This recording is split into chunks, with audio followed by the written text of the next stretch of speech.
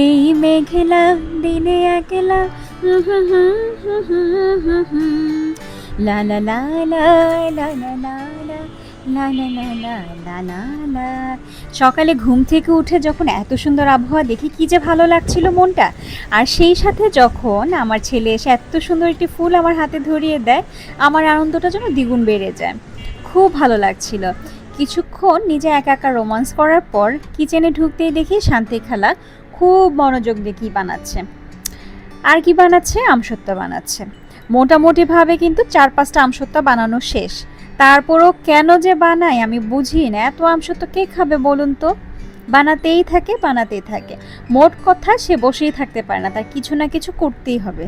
সারাদিন ঘুরে ঘুরে একটা কিছু না করলে তার জন্য ভালোই লাগে না।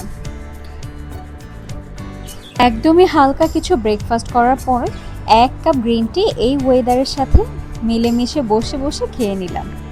তোমরা কি পাশে থেকে আমার পাখির ডাকগুলো শুনতে পাচ্ছো? আমার কিন্তু কয়েকটা পাখি আছে, দেখাবো। কালকে সোনারগাঁও দাম আনছে অনেক।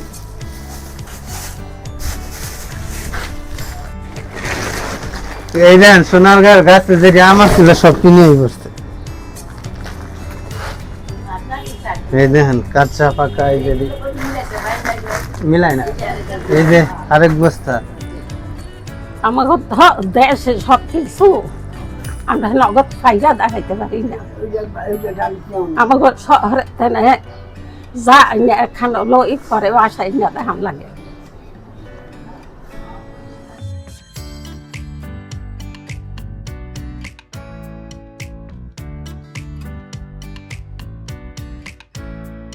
বুড়ির তো একটা দাঁতও নেই, মারি দিয়ে 3-4টা আম চেপে চেপে টেনে টেনে খেয়ে ফেলেছে।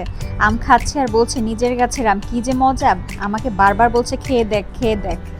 কালকে দেখেছে ছেলের কই আছে, কালকে আমি 1000 আগে খাইছি 3000, আগের দিই তো আছে। কালকে আনছে 1000। অন্ত ভালো করে লিখুন, আমি অনেক সোনার গাইলে তো আগেই খায়। আমাকে দেশে লেসুলি আগে দেয় শেষ হয়ে যায়। কদ মিলে সে পরে নামে আল্লাহ ও এতক্ষণ খুব মজার আম খাচ্ছিল। মজা মজা বলতে বলতে যে একটা টক আম মুখের ভিতরে দিল, কি ঝাড়াটাই না দিল শরীফ। আমরা এই কাণ্ড দেখে হাসতে হাসতে শেষ। বাজিমা দাম খেয়ে মজা না, এমনি মজা। খাও খাও খাও, বলি আনছি আমি। হ্যাঁ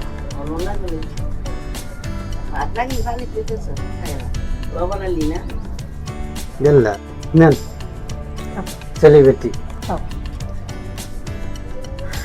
আসলে গাছ উঠতে জাম খায় থালাই বোঝা বোঝা ঠিক আছে। বাইরে ভাই কি মিষ্টির মিষ্টি, মধু মধু রসমালাই মধু। আরে এই গাছে খুব মজনের ওষুধ আছে। এই যে দুখানি মাংস আবার যদি আম গাছ বইয়া থালাই বইয়া খায় আমি মাইদার খুব না প্রবামের কথা।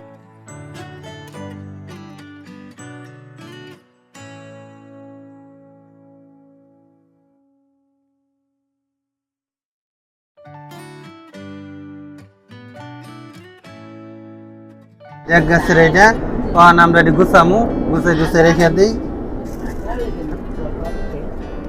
অন্য সবজি গুছামু, আর যারা জোয়ার দূর লাগবো আর কি সবারই দিয়ে টিয়ে যা থাকবো গুছাই রেখে দেবো। ভালো থাকেন, আল্লাহ হাফেজ। আজকে আমাদের একটু বাইরে যাওয়ার প্ল্যান ছিল, বাট হঠাৎ করে বৃষ্টি নামার কারণে চিন্তা করছিলাম ক্যান্সেল করে দিব কিনা। আর বৃষ্টিটাও এমনভাবে নামছিল, এই শুরু হয়েছে কিছুক্ষণ থেকে আবার থেমে যাচ্ছে। আদৌ আবার নামবে কিনা তার কোনো ভরসা নেই। তো পরে চিন্তা করছি দেখি কি হয়, শেষ পর্যন্ত অপেক্ষা করছিলাম। বৃষ্টিতে একা একা একটু ভিজে টিজে কেমন যেন একটা ঘ্রাণ পাচ্ছি কিসে। দৌড়ে রান্নাঘরে গেলাম, হ্যাঁ ঠিক তাই, শরীফ কাঁঠাল ভাঙছে। আর এই কাঁঠালগুলো না ভিডিওতে হলুদ কালার লাগছে, আসলে কিন্তু ভিডিও ছাড়া আমি সরাসরি যখন দেখছিলাম একদম লালচে লালচে ছিল। কাঁঠালগুলো এত মিষ্টি এত মজা। এটা আমার খালা শাশুড়ির গাছের কাঁঠাল, এগুলো অনেক আগে আগেই চলে আসে তার গাছে। সো আমরা অনেকগুলো খেয়েছি, খুব ভালো লেগেছে। শপিংয়ে চলে গিয়েছিলাম গোল্ড দেখতে। গোল্ড কেনার কথা ছিল, আমার ছোট বোন টুকিটাকি একটু গোল্ড কিনলো। কেনাকাটা শেষে একটু দেখলাম, একটু ছবি নিলাম। তারপর ক্ষুধা লেগে গেছে, তো বলছিলাম কিছু একটা খাওয়া প্রয়োজন, যেহেতু বৃষ্টি বাদলের দিন সেহেতু আমরা একটু কাবাব লুচি এগুলো খেতে পারি। লুচিগুলো অর্ডার দেওয়ার সময় আমি মোটেও বুঝি নেই এটার সাইজ যে এত বড় হবে, তো অর্ডার অনেক বেশি দিয়ে ফেলেছিলাম। আমাদের 3 জনের কমপ্লিট করতে, ফিনিশ করতে আমাদের খুবই কষ্ট হয়ে গেছিলো। যাই হোক, খুব মজা লেগেছিল, স্পাইসি ছিল।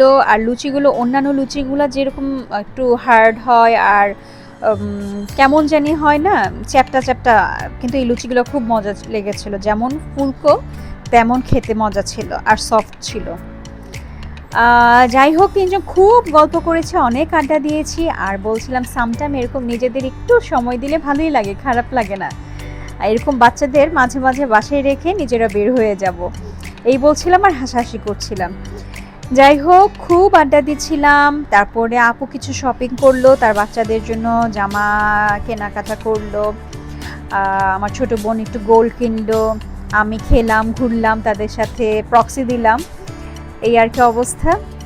ভাই রে ভাই, আর খেতে পারছি না, একদম গলা পর্যন্ত খেয়ে ফেলেছি, আর একটু খেলেই মনে হচ্ছে বমি করে দিব। সবার একই অবস্থা, হাত টাত মুছে পানি টানি খেয়ে এখন উঠবো, বাসার উদ্দেশ্যে রওনা দিব। আর এটা হচ্ছে যমুনা ফিউচার মার্কেটের যে ইন্ডিয়ান স্পাইসি ফুড কোর্টটা, ওখান থেকে খেয়েছিলাম। খাওয়া দাওয়া শেষে ঘুরে ফিরে বাসায় আসার সময় দেখি সবাই মিলে একসাথে আড্ডা দিচ্ছে, দই খাচ্ছে, আম লিচু এগুলো খাচ্ছে। আর আমাকে দেখে এখন আমার ছেলে আম পিঠা খেতে ইচ্ছে করেছে। কি আর করার, বাইরে থেকে এসে হাত মুখ ধুয়ে ফ্রেশ হয়ে ডিরেক্ট চলে গেলাম রান্নাঘরে আম পিঠা বানানোর জন্য। এটি একটি ইনস্ট্যান্ট নাস্তা। এই আম পিঠাটা আমের সিজনে খেতে তোমরা ভুলো না। আমার ছেলেকে যখন একবার খাইয়েছি, এরপর থেকে রেগুলার নাস্তা হয়ে গেছে তার আম পিঠা। ওকে বন্ধুরা, আজকের মতো এইখানে বিদায় নিয়ে নিয়েছি। আল্লাহ হাফেজ।